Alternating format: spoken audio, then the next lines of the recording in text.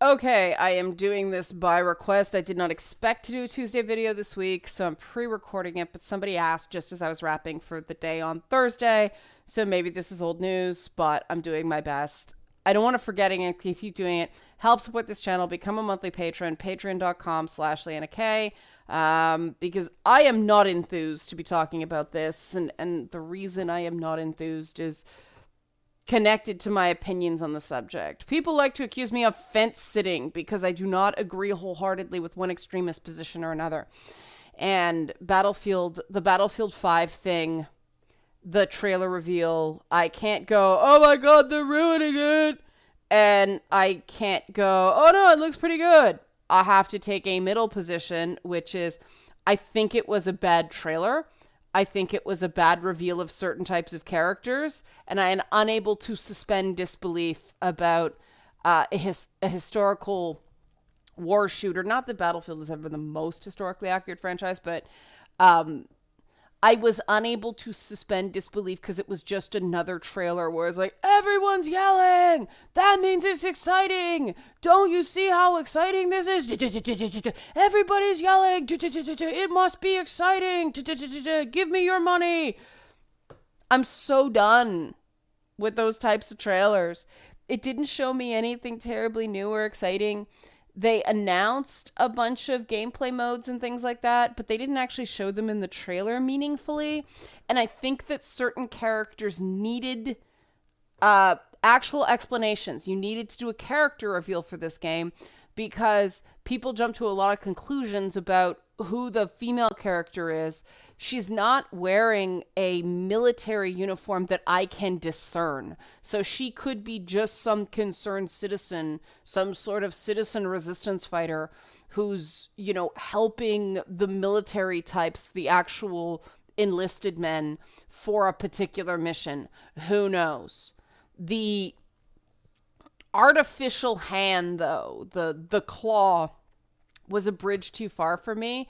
I didn't notice anything adapted about the weapon, a hook or anything like that could be used to actually provide stabilization, which even if you brace the weapon against your shoulder, it does kick up and her accuracy would be out the window. It just feels like they went out of their way to throw all their, oh, look how cool and progressive and edgy we are points into a single character, which, if you want to do a cyborg shooter, that actually sounds really cool, and I'm on board with that. Just, I'm not sure something allegedly historical is the place to do it.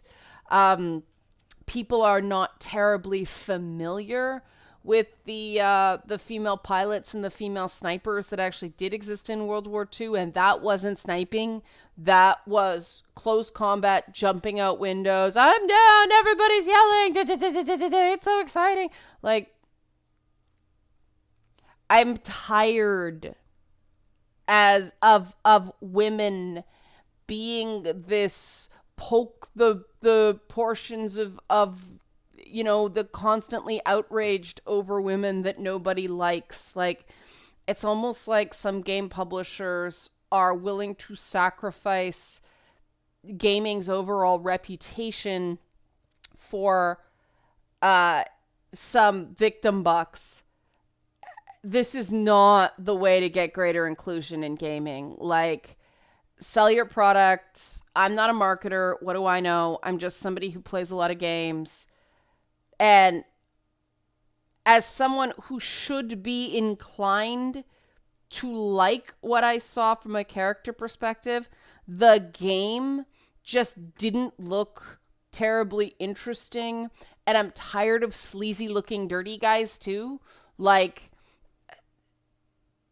much of the warfare back then was people fighting people. Nobody really wanted to be there. Everybody was just doing their job. They were doing their duty. They were drafted. Can we all go home now? Thanks. We have families. That interests me a lot more than these guys who are snarling villain, sort of thing, or whatever the fuck that was.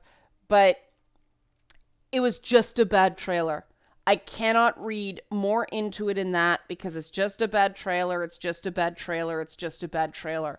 So I need to see another one to really have any judgment, because like so many reveal trailers in gaming nowadays, it told me nothing, but they're making another Battlefield game and it looks a lot like previous Battlefield games. Um, and this is my disappointment about how games are marketed now. They don't give us enough information to make our decisions informed, instead of waiting for somebody to take the hit and buy it, and then we'll watch some gameplay and decide for ourselves whether it's worth the money. That's the only way to really be a contentious game buyer nowadays, because the marketing freaking sucks. And that's all I got to say about that.